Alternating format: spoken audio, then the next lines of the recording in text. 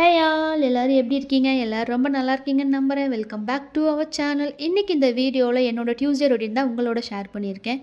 வேல் அபிஷேகமும் வெற்றிலை தீபமும் சுக்கிர ஒரு நேரத்தில் பண்ணியிருக்கேன். அதை தான் ஒரு வீடியோவை எடுத்து இன்றைக்கி உங்களோட ஷேர் பண்ணிக்கிறேன். எப்போவுமே டியூஸ்டேனா வந்துட்டு காலையில் 6 to 7 இல்லைனா மதியம் 1 to 2 இந்த மாதிரி டைமில் தான் சுக்கிர ஒரு டைம் இருக்கும். அதனால் செவ்வாய்க்கிழமை காலையிலையோ மதியமோ கரெக்டாக வெற்றிலை தீபம் போட்டுருவேன். இதை நான் ஒரு 3 மந்த்ஸாக ஃபாலோ பண்ணிருக்கேன். எனக்குள்ளே நடந்த சில சேஞ்சஸ் என்ன அப்படின்னு பார்த்தா நல்ல பாசிட்டிவ் மைண்ட் இருக்கும். ரொம்ப ரிலாக்ஸிங்காக இருக்கும். அந்த டே ஃபுல்லாகவுமே அந்த வைப் அப்படியே கூடவே இருக்க மாதிரி இருக்கும். ஒரு சிலரோட வீடியோஸ் எல்லாம் பார்த்தேன். நானுமே இதை ஃபாலோ பண்ண ஆரம்பித்தேன். நிறைய பேர் நிறைய விஷயங்களை ஷேர் பண்ணியிருந்தாங்க. அப்படிங்கும்போது இதை நான் ரொம்ப நம்பிக்கையோடு தான் ஸ்டார்ட் பண்ணேன். ஆனால் நமக்கு பிடிச்சி நம்ம ஒரு விஷயம் செய்யறதுக்கும் ஒருத்தவங்க ஃபோர்ஸ் பண்ணி செய்யறதுக்குமே நிறைய டிஃப்ரென்ஸ் இருக்குது. பிடிச்சி செஞ்சோம் அப்படின்னா அந்த டே எப்படி போகுதுன்னே தெரியாது. நல்ல பாசிட்டிவ் வைப்போடு சூப்பராக மூவ் ஆகிடும். நான் போட ஆரம்பித்து இந்த 3 மாதத்தில் எனக்கு தெரிஞ்சது நல்ல பாசிட்டிவ் வைப் இருக்கும். நம்மளோட மைண்டை அப்படியே ரிலாக்ஸிங்காக வச்சுருக்கோம். அப்படிங்கிறதுனால நான் இதை கண்டினியூ பண்ணிகிட்ருக்கேன். வேல் இருந்தாலும் விக்கிரகம் எப்படி நம்ம வழிபடுறோமோ அதே மாதிரி தான் வேலையுமே வழிபடணும். அப்படிங்கிறதுனால இன்றைக்கி வேலுக்கு 3 அபிஷேகம் பண்ணியிருந்தேன். மஞ்சள் அபிஷேகம், பன்னீர் அபிஷேகம், அடுத்து பால் அபிஷேகம் பண்ணியிருந்தேன். இப்போ தான் ஃபஸ்ட் டைம் இந்த வேல் எடுக்கிறேன். அதனால் வீடியோவை எடுத்துக்கிட்டேன். பால் அபிஷேகம்லாம் பண்ணி முடிச்சு கற்பூரம் எல்லாமே காமிச்சு சாமிகிட்ட எடுத்து வச்சிட்டோம் அப்படின்னா வெற்றிலை தீபம் போட ஆரம்பிச்சிடலாம்.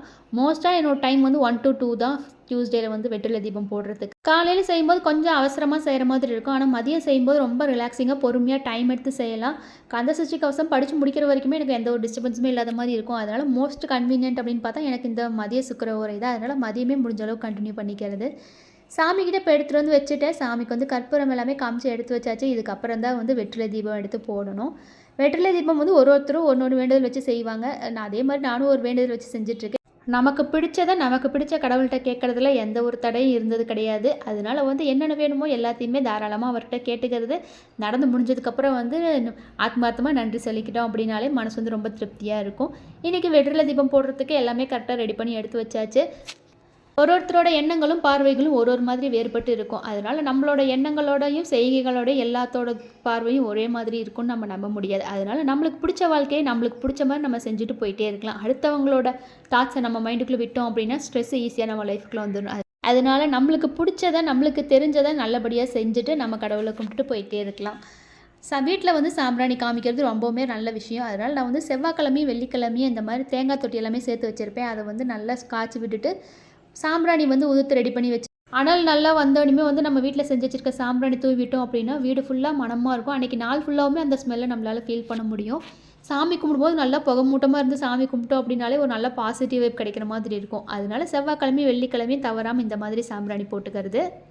இப்போல்லாம் இந்த மாதிரி சாமி கும்பிட்றது பாப்பாவுக்கும் பழகிடுச்சு. அப்படிங்கிறதுனால சாமி கும்பிட்ற நேரத்தில் ரொம்பவுமே அமைதியாக உட்காந்துட்டு நான் என்ன பண்ணுறேன் அப்படிங்கிறத அவளே பார்த்துட்டு இருப்பாள். அவ்வளோதான் கரெக்டாக டைம் ஆகிடுச்சு. வெற்றிலை தீபம் ஏற்றி விட்டுட்டோம் அப்படின்னா சாமி கும்பிட்டு கந்த சஷ்டி கவசம் படிச்சுட்டு வைக்கிறதுக்கு கரெக்டாக இருக்கும். இன்றைக்கி சாமிக்கு பால் தான் நைவேத்தியமாக வச்சுருந்தேன்.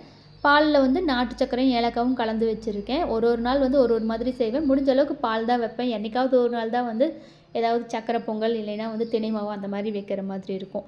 எல்லா சாமிக்குமே சாம்பிராணி எல்லாமே காமிச்சிட்டு தீப ஆராதனைகள் எல்லாமே காமிச்சிட்டு பாப்பாவுக்கும் ஆரத்தி எடுத்து வச்சுருவேன். அந்த விஷயத்தில் முழு ஈடுபாடோடு இறங்குறதா கஷ்டம். அதுவும் ஆரம்பத்தில் கொஞ்ச நாள் பழகிடுச்சு அப்படின்னா அது நம்ம ரெகுலர் லைஃப்பில் ஒரு பார்ட்டாகவே மாறிடும். அதுக்கப்புறம் நம்மளே நினச்சோம்னாலும் ஒரு சில விஷயங்களை தடுத்து நிறுத்த முடியாது. அது மாதிரி தான் இந்த மாதிரி நான் சாமி கும்பிட்றதும் ஆரம்பிச்சிது. ஃபஸ்ட்டெல்லாம் அந்தளவுக்கு பெரிய ஈடுபாடோடு செய்யலாம். ஆனால் கொஞ்சம் ஆரம்பிச்சதுக்கப்புறமே இப்போ அது ரெகுலர் லைஃப்பில் மாறிடுச்சு. சாமி கும்பிடும்போது நம்ம மனசு ரொம்ப ரிலாக்ஸிங்காக இருக்கும். எந்த ஒரு ஸ்ட்ரெஸ்ஸுமே இல்லாத மாதிரி இருக்கும். அது மட்டும் இல்லாமல் முக்கியமாக பாசிட்டிவ் வைப் அதிகமாக இருக்க மாதிரி இருக்கும். அதனாலே இந்த மாதிரி ரெகுலராக பூஜைகளை கண்டினியூ பண்ணி செஞ்சுக்கிறது. சாமிக்கு தீப ஆராதனைகள் எல்லாமே காமிச்சு நைவேத்தியம் எடுத்து வச்சுட்டு வெற்றிலை தீபம் போட்டுட்டு அதுக்கப்புறமா தான் கந்த சஷ்டி கவசம் புக் எடுத்துகிட்டு உட்காருவேன். கந்த சஷ்டி கவசம் புக் படித்து முடிக்கிறதுக்கு கரெக்டாக ஒரு 10 to 15 மினிட்ஸ் ஆகும். பொறுமையாக தான் படிப்பேன். அதுக்கப்புறம் தான் லஞ்ச் எடுத்துக்குவேன். பாப்பா முழிச்சிருந்தா அப்படின்னா அவளை தூங்க வச்சுட்டு அதுக்கப்புறம் தான் படிப்பேன். இப்போ நம்ம வீடியோவோட எண்டுக்கு வந்துட்டோம். அதே மாதிரி இன்னொரு வீடியோவில் பார்க்கலாம். பாய்.